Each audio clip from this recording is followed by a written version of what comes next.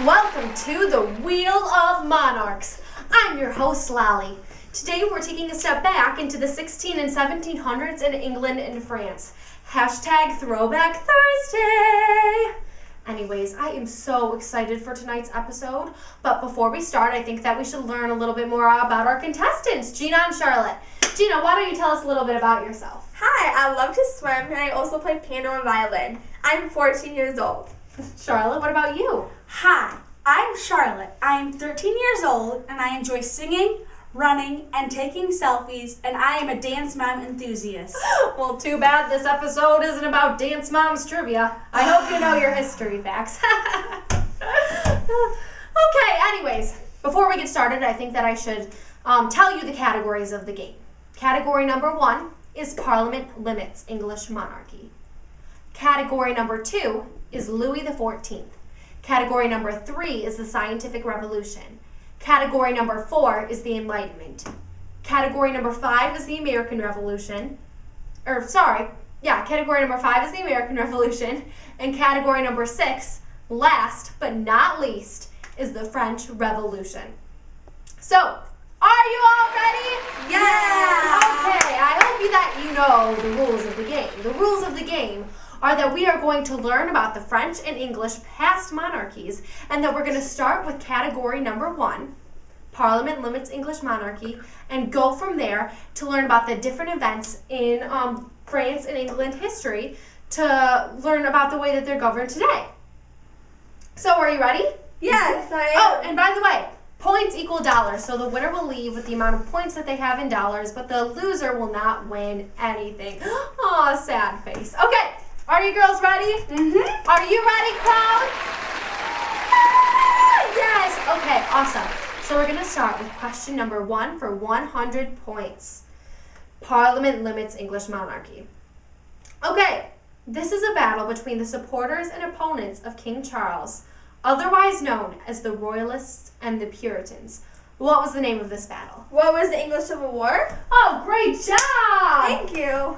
Gina has got her head in the game. Okay, it says here that in the English Civil War, the Puritans won, and General Oliver Cromwell was sentenced Charles to death. Aw, that's too bad, but the past is the past. Let's look to the future. To question number 2 for 200 points. During the time period after Cromwell's rule, Charles II ruled and passed a very important guarantee of freedom known as the habeas corpus. What was this period called? Do either of you know? Oh, that one was so easy. It's a restoration. Oh. And I know what the habeas corpus was too. It gave every prisoner the right to obtain a document ordering that prisoners be brought before a judge to specify charges before the prisoner. Oh, great job, Gina. You have Thank 2 points you. now, or 300, but 2 questions right. Okay, so now we're on to our third and final question for Parliament Limits English Monarchy. It makes me so excited. Okay, so these 2 establishments in England had caused it to end up in a constitutional monarchy. What were the 2 establishments named? What was the cabinet system and the Bill of Rights? Oh, wow, Gina, you are doing amazing. You now have 600 points. Thank you. Wow.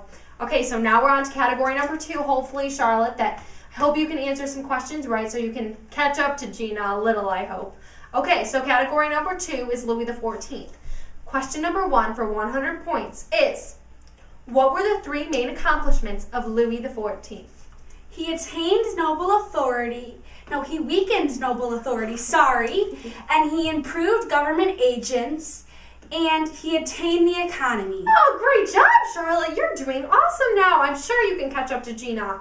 And this all led to economic growth throughout France, and Louis was an example, of someone who obtained an absolute monarch. Okay, so question number 2 for 200 points. What were Louis's government agents called, and what exactly did they do? Ooh, they were called attendants, and they administered justice while collecting taxes, which resulted in a more organized and efficient government. Oh, great job, Gina.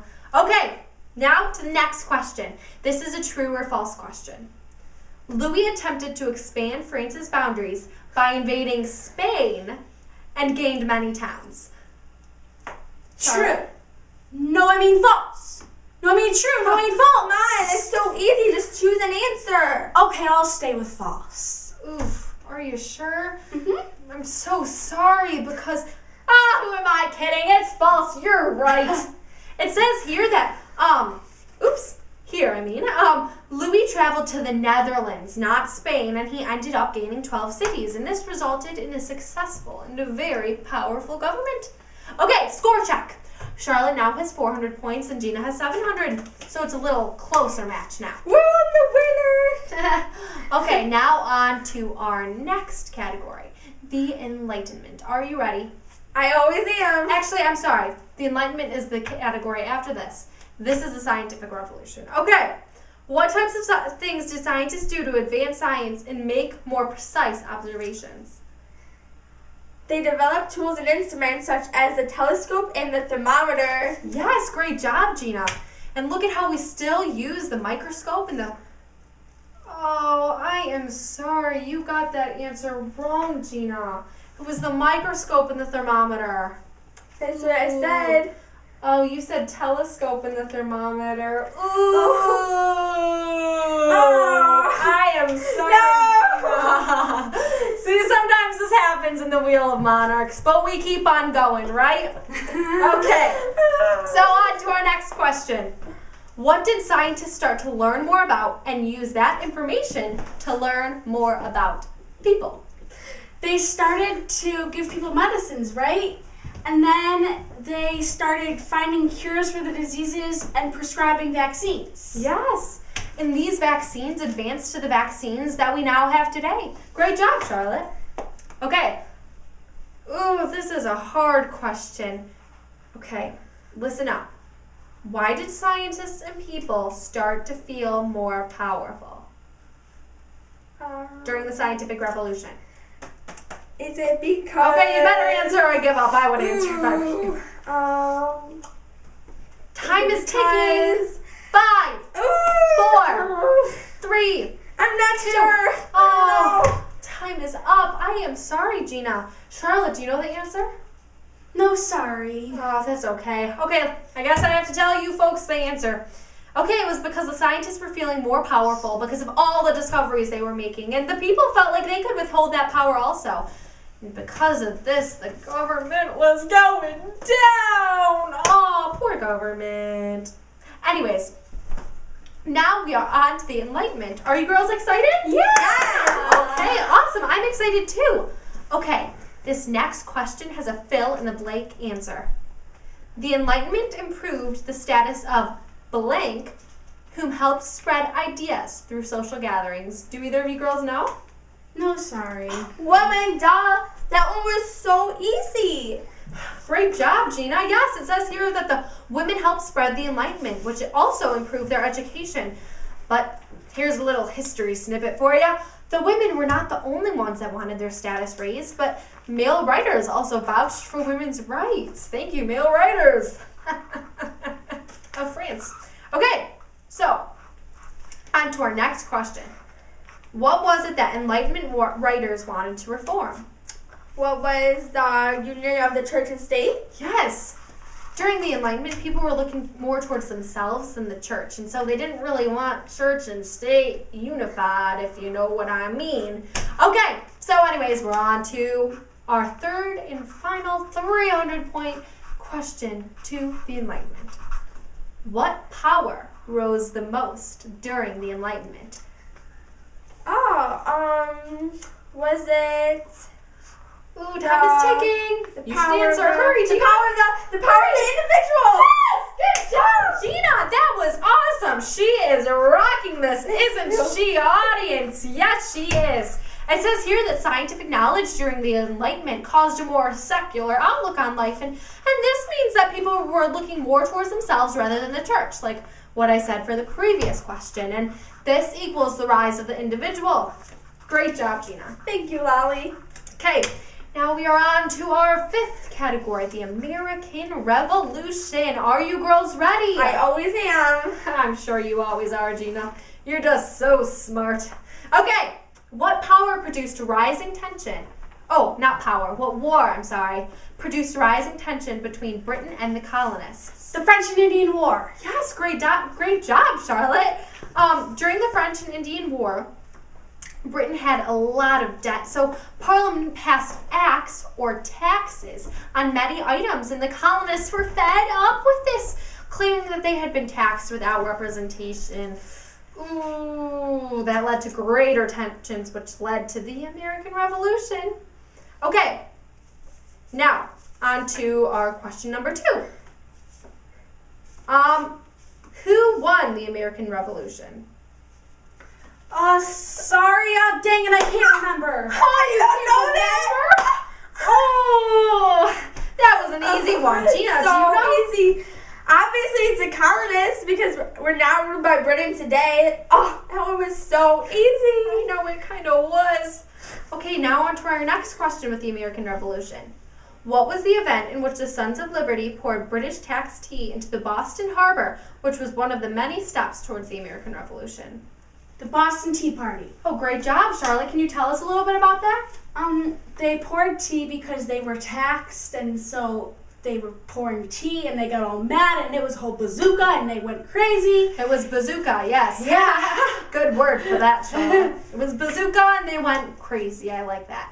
Okay, so now we're on to our final category, the French Revolution. Are you girls ready? Yes, you I'm going to be the winner. Ooh.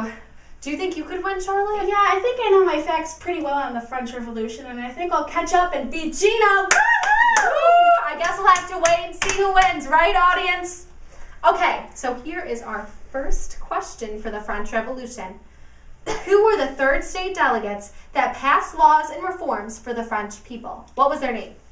The title of I them. literally have no idea. Oh, sad face. Charlotte, do you know?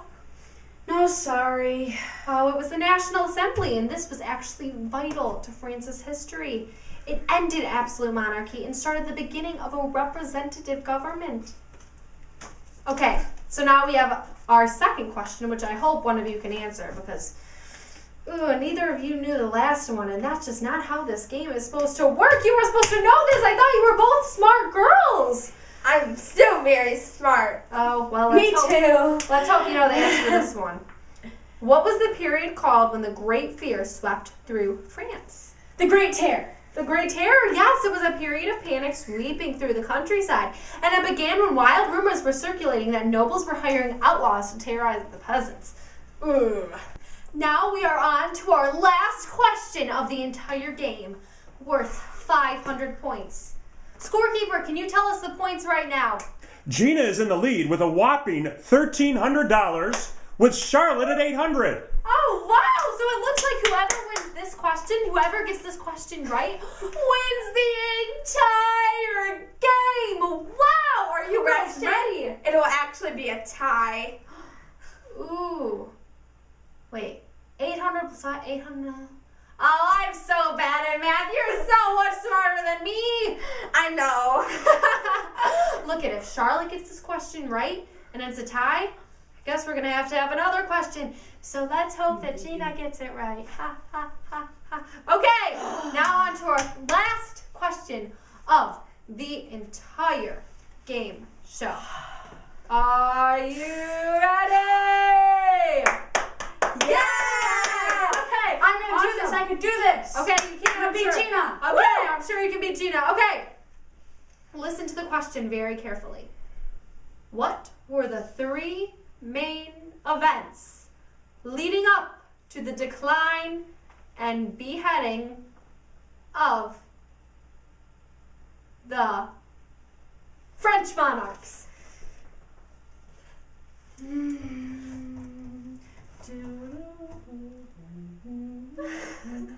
This isn't Jeopardy, silly.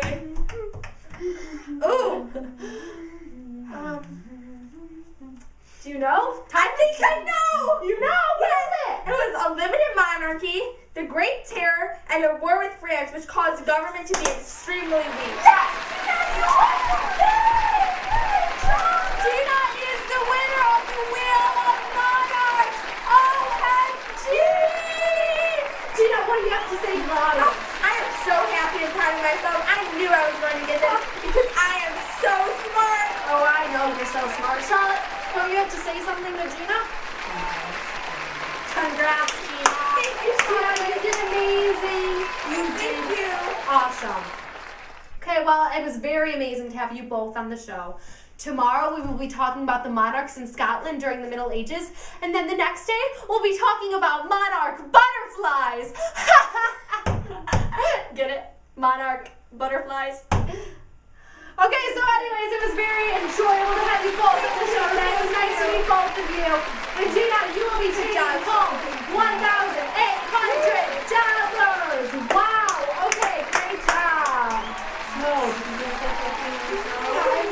You did. Let's give you some. You can get them. We can go to Starbucks today. I mean, we don't go to Starbucks. Yeah, we don't go to Starbucks. What was that? Hey, Mrs. Cooley, it's Gina and Molly, and we hope that you inferred from the game show video why France beheaded their monarchy and England kept theirs. It's because that England had a checks and balances system. They really balanced out their powers between the monarch and the people, whereas France just had an absolute monarch, so that's kind of why they beheaded their monarch. Yes. So yeah. And then England ended up in a constitutional monarchy, while France ended up in a democratic republic. Yeah. So we hope that you enjoyed this video. We had lots of fun making it. And yeah, I hope that we get a good grade. Yeah. Hint, hint, hint.